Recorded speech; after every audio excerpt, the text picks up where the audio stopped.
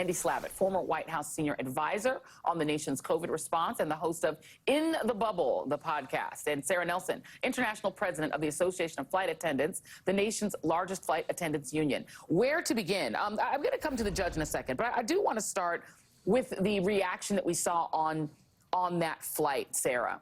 Let me just play. I want to play for you. This is cut 4 for my producer. I'm skipping around a little bit. Because I understand what people on planes have been dealing with, because I've flown a lot in the last several months, a lot more than I thought I would. And people's attitudes are, for me, a lot. And I don't have to work with them and fly with, I don't have to do it every day. Let me just show people a little taste of what flight attendants have been dealing with. As soon as we get in later, you're going to jail. Karen, hey, spit on me.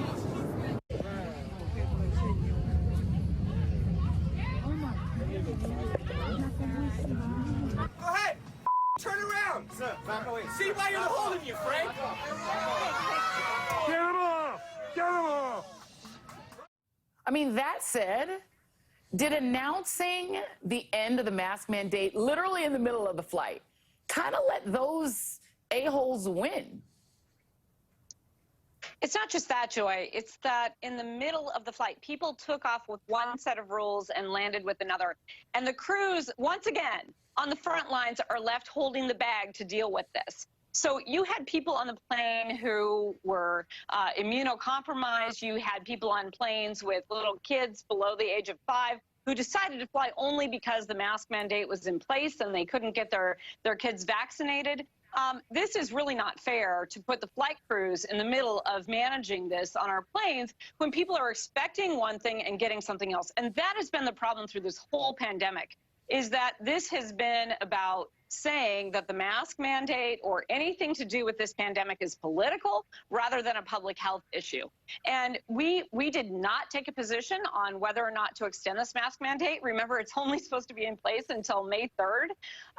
We did not take a position because we have flight attendants who have been very tired of dealing with that every single day, dealing with people who check a box that say that they agree to wear a mask when they buy their ticket, when they check in for their flight. These are grown adults who are saying that they'll follow the rules and they're not doing it. And they were tired of dealing with that. They're also tired of wearing that mask for 14, 15, 16 hours a day themselves. We've been saying we can't wait for this to go away. But we also recognize that air travel is only possible if we do this with the spirit that we're all in this together. And we had other people who were expressing serious concerns about going to work in a space where we have no idea whether or not people are vaccinated, whether or not they're sick. They're bringing that into our space. And it's a confined space where you cannot walk away if you think that there's trouble. And here's the thing, Andy, thank you for being here. You're in a tube where I feel like people cough more when they get on there. They get on the flight and everybody's hacking up a lung. And now people are like, yay, whipping off the mask. And, to the point that Sara made, I think is absolutely correct. If I got on that flight and all of a sudden there was an announcement mid-flight, I can't get off the plane. And now because this judge, who was rated unqualified, like she was an intern like 6 years ago, now she's a federal judge. She got on at 33 years of age, Trump's youngest and probably worst appointment. She basically is one of those people who's tired of wearing a mask and ruled as such. I don't see anything in just the reading through what she says. This is part of her ruling. This is her genius ruling. Wearing a mask cleans nothing. The masks are only about cleaning. At most, it traps virus droplets, but it neither sanitizes the person wearing the mask nor sanitizes the conveyance. This is a lady who's never tried a case in court. Her only trial experience was as an intern when she was in college. The ABA said she's not. For her to by herself be able to say no mask mandate to me is outrageous. Your thoughts? Well, Donald Trump appointed 234 judges. This is a judge he appointed after he lost the election. She was a Clarence Thomas clerk, and she's going far beyond what you're supposed to be doing as a judge. She's going far beyond what the law allows her to do, and she's actually crossing the lines of public health. And I think the public, whether you're a flight attendant working on the front line or you're a passenger on a plane, you deserve to have a decision made, for all their faults, by the people who are public health experts, not mob rule, not CEOs of airlines, not a judge in a district court, but you want someone who will look at the data and say, hey, we'll do this thoughtfully and carefully. And indeed, it may have been about to come down, but we certainly don't want it to happen this way because this is not how the public's going to have their best interests looked out for.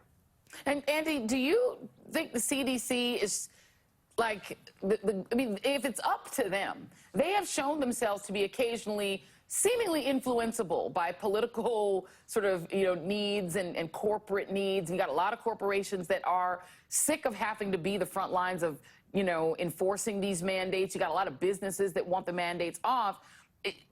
What do you make of the fact that the CDC, number one, is the one that's going to get to decide whether the Justice Department appeals, and what feels like a reluctance to appeal, which I actually understand. I don't think I would want to appeal anything with those 6 judges on the court, because at least 5 of them are, they are absolutists. They have a certain ideology. I think I know how they would rule. Well, look, people don't fully appreciate how difficult the job of the CDC is. They've got to make decisions that are going to be unpopular with about half the public. And, people always think they're a little too slow or a little too fast. So they've got to make tough decisions with imperfect information. In this particular case, I think the thing that the Biden administration has to be careful of is right now they have a ruling that is not precedential. It's made in a district court. There are a number of technicalities in it that means that it's not precedential. The most important thing for the CDC and for all of us in this country is to preserve the ability of the CDC if we should have a worse emergency, if we should have a big breakout of cases in the fall or winter, to be able to use basic public health measures. And the worry if they appeal it is that they find a judge like one of the other 233 judges that Trump appointed, or the Supreme Court, which rules against them. Yeah. That will be worse for the country, because that will mean we won't have the ability to take care of this country when we need to. Yeah. And Sarah, that is my absolute nightmare, because people like DeSantis, people like this judge, they are extremists. And I worry that the next thing is measles or Ebola or some other godforsaken, some other virus breaks out, and they say absolutism, we don't want any protection, the government can't do anything to protect anyone from anything, and then they're on a plane with us. Joy, you're absolutely right. And Andy knows from being in the Obama administration during the Ebola crisis, and I was a new president of my union at the time, and our union has worked on stopping the spread of communicable disease at its source for decades. We have a checklist that we put in place. We put it in place in January of 2020 and started with that with our airlines. We went back to what we would normally do. This is normally coordinated between private business and government is leading the way on that, bringing all the stakeholders together, bringing the different departments together. I have been trained as a flight attendant, 25-year flight attendant, but oftentimes we stop the spread of communicable disease at transportation's door. So we have to have the ability to have that coordinated rollout to all of the parties, communicate it in an orderly fashion so that everyone understands what they need to do in order to stop that spread. And you're exactly right. The only reason we didn't have an outbreak of Ebola in this country is because we took those exact steps and stopped it. And we used the role of the government and the role of private industry working together and working as a team with public health officials giving us good information to be able to take the steps to stop that, coordinated with TSA and CBP and everyone else. And we stopped that and made sure that that did not become an epidemic in the United States.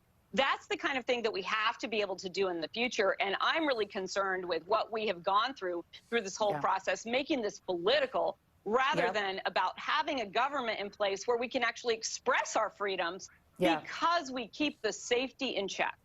Absolutely. And the confusion is the worst part of it. And by the way, y'all still having to strip and throw out your drinks. And so, you're acting like the airport is a free-for-all. No, it's not. You still got to take off your clothes and your shoes and all that other stuff, too. So anyway, you still have to follow rules. Thank you. Andy Slavitt. Right. Behave yourselves. Exactly. Andy Slavitt, Sara Nelson. Behave like a human being on a plane, y'all, please. Thank you. Thank you. Up next.